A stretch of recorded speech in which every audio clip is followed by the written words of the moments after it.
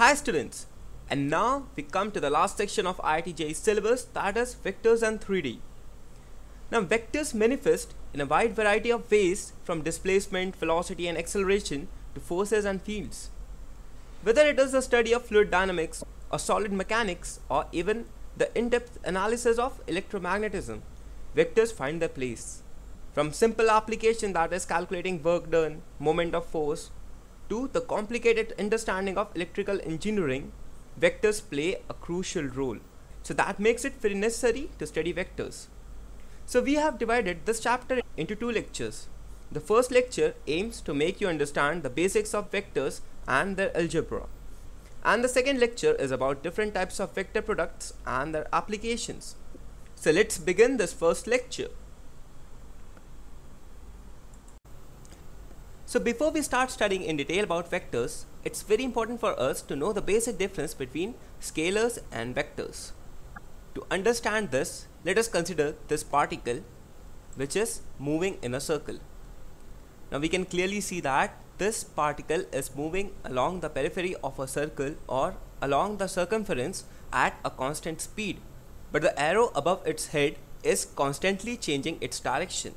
So we can say that the speed of this particle is constant, but its direction is changing at each and every instant. So this quantity is called as velocity. And here we clearly see that the velocity is changing its direction at each and every instant. This velocity is not constant in this case, as basically the magnitude is not changing, which is the speed, but its direction is changing. So we can say that in this case speed is constant, but velocity is changing. Similarly, let's consider this example. Let us say that a boy traverses a distance of 5 kilometers. Now, this 5 kilometer distance could be in any of the directions. It could be along this line AB, it could be along this line, or it could be along this line. So, when we say a boy covers a distance of 5 kilometers, then we only know its magnitude. We do not know the direction or the path that the boy has followed. If I say that the boy covers a distance of 5 kilometers along the direction AB or along the northeast direction, so we clearly see that this is the path followed by the boy. So this boy has covered a distance of 5 kilometers along the direction of AB. So this is the basic difference between scalar quantities and vector quantities. A scalar quantity does not have a direction, while a vector has a direction. Example of scalar quantities could be mass, could be speed, could be distance, could be temperature, and so on. While examples of vectors could be velocity, displacement, area, and so on. So now what are vectors? Vector is a geometric object which has a magnitude as well as direction. So we can say that vectors are quantities which have magnitude as well as direction. Now magnitude means the length of the vector in absolute or relative sense. So magnitude means the length of vector. And what is direction? Direction means the orientation or the alignment of the vector in the space we are working with. So magnitude gives us an idea of the length of the vector, and direction gives us the orientation of the vector. Now let us say that AB is a vector. Now this vector is originating from the point and it is ending or terminating at the point P. So AB represents the vector. Now the length of this vector is called as the magnitude of vector AB, and it is denoted by a modulus of AB. So this notation represents the magnitude of this vector AB, or the length of this vector AB. So A represents the originating point and B represents the terminating point. Now we must also remember that this representation of AB is not unique. Why so? This is because we can have another vector AB which is equal to AB in sense that both the vectors have the same magnitude and direction. So if we say that this is the vector AB, now it's not necessary that this vector is unique. We can have another vector which has the same magnitude and the same direction. How? Let us say that this is the vector AB. Let us say that this is the point A, this is the point B, and this is the vector AB. Let us say that this is a point A1 and this is the point B1, and this represents a vector A1, B1. Now we can have this A1, B1 parallel to AB, and we can also have the magnitude of this vector equal to the magnitude of AB. Thus these two vectors become the same because they have the same magnitude as well as they have the same direction. The only difference is they have different originating and terminating points. Similarly, we can have this a dash b dash vector, and we can have this a to b2 vector, which are equal in magnitude as well as direction to this vector ab. Thus ab is equal to a dash b dash, which is equal to a1 b1, which is equal to a2 b2. Thus we can have infinitely many vectors which are equal to the vector ab.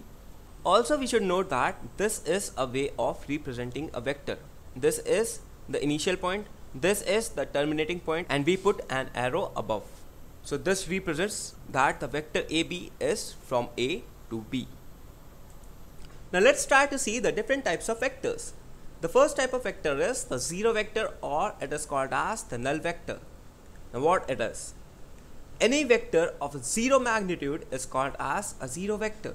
So if any vector has a magnitude equal to 0, then it is called as a zero vector. Now if the magnitude is equal to 0, then the initial and terminal points will be coincident because its magnitude is 0.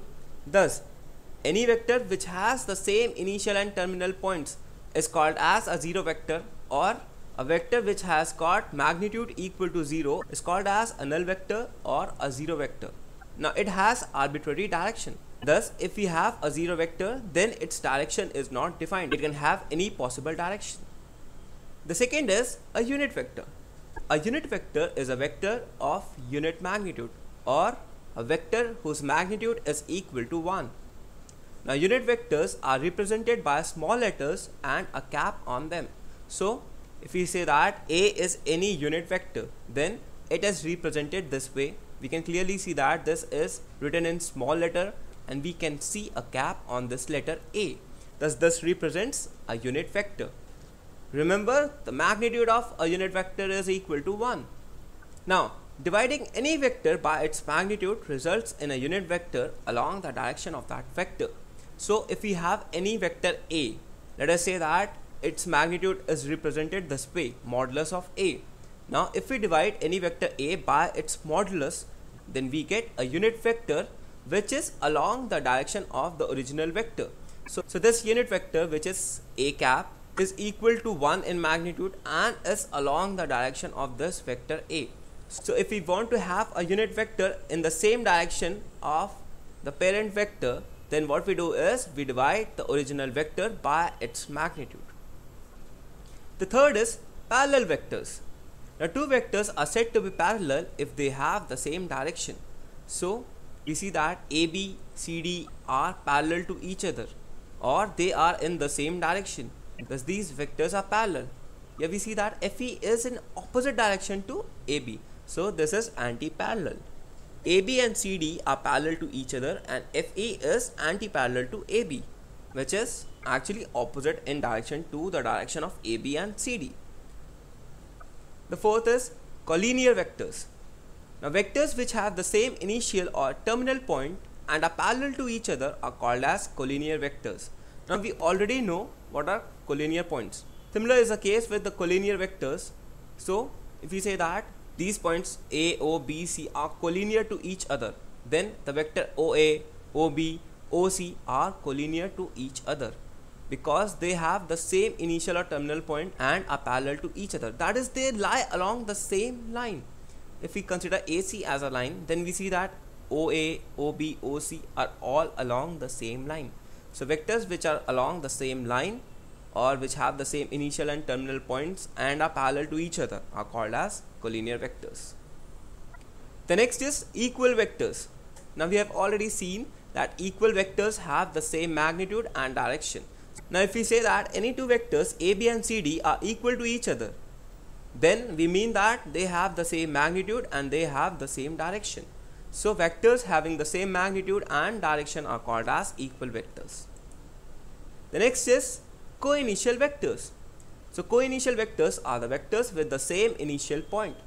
In this figure we clearly see that OA, OB, OC are co-initial vectors because they have the same initial point, which is O. So such vectors which have the same initial point are called as co-initial vectors.